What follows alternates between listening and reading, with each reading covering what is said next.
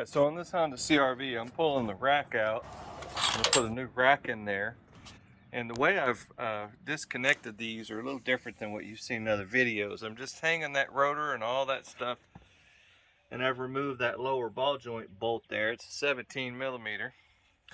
And just popped it with a hammer. Okay, so this is the driver's side. It's about the same setup. I just disconnected all that stuff. Now you don't have to, I did disconnect the tie rod end, but the lower control arm and the sway bar and all that stuff stays connected. Now on the top side, I'm going to zoom in on this and you'll see that I've put a line on that, white line there. The focus thing will work. Well, there we go. Wow, that thing is slow. Alright, so that's the steering knuckle. That's the steering knuckle there. Goodness.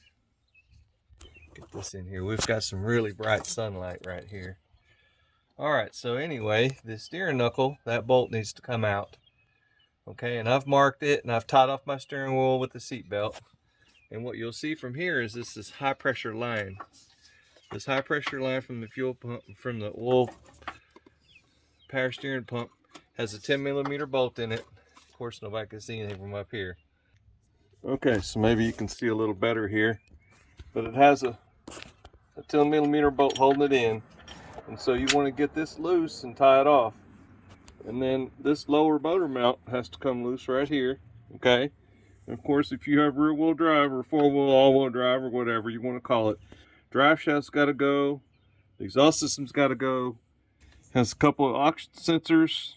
You just pull that little dum-dum off of the floor and feed this out, and then you can get to this plug. And then there's another one, another plug. Where is that other one? Well, anyway, you'll find it. It's there. It's not that hard to get out. Just be careful. Now, on these hydraulic lines, don't start on these first, okay? Start on these hydraulic lines after you get all this junk out of the way, because, man, they are tight. Now, the one with the nipple, the low pressure return, is a 17 millimeter, and I did that with a socket, an extension, a long impact. But this lower one here, even with all this junk out of the way, it's still a pain in the butt. What you'll have to do is get a 14 millimeter crow's foot and like an 18-inch long ratchet or something, and I'll show you the tool I use. Alright, so you'll need to set up something like that. Articulating head is preferred so that you can maneuver it in the position you want. Once you get it busted loose, you'll need a 14 millimeter open end and sit there and unloosen it till it drains oil on your face. And once you get everything loose, what you'll do is you'll take out these body bolts that go all the way through. There's a couple there. There's one here. Oh, I can't get my hand up there.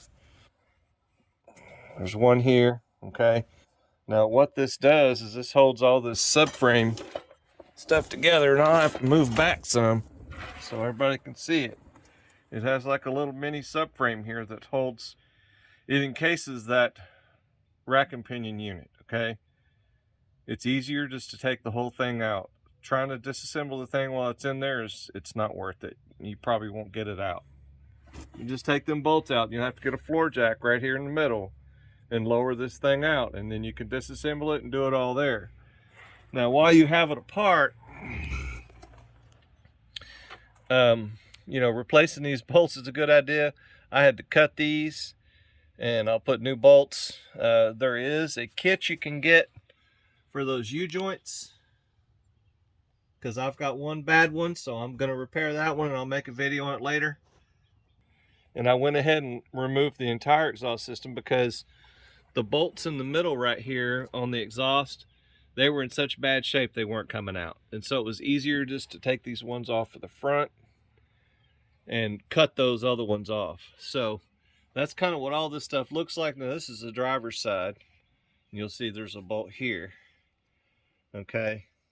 And so once you get all those loose and taken out, this whole thing comes down. And that's why I just went ahead and left all this stuff on the car, because I don't want all this weight and stuff dragging on the ground. I don't want to pull the CV axles. I don't want to do none of that. So it'll all come out you can see that this mini subframe thing connector, it just goes across right there. You'll just have to fish it around this drive unit for the rear. Okay, it all comes out nice and smoothly, and I will make another video as that comes out and of installing the new rack on there. I think from here you can see a few things. That sunlight is so bright. See, that's the steering knuckle there. So I put a line on it, and I wanted to make sure that I had it correctly. When I go back, and I tied that steering wheel off, and I put a line on everything. So same goes with the drive shaft. You put a marker line on it so that you can tell what's going on. You put it back the same way. All right, well, I hope this helps somebody. Please comment and subscribe. If you have any questions, give me a jingle. And there will be some more videos coming, because I've got this car just really taken apart. It's going to be a lot of work, so we're getting it done. Have a good day.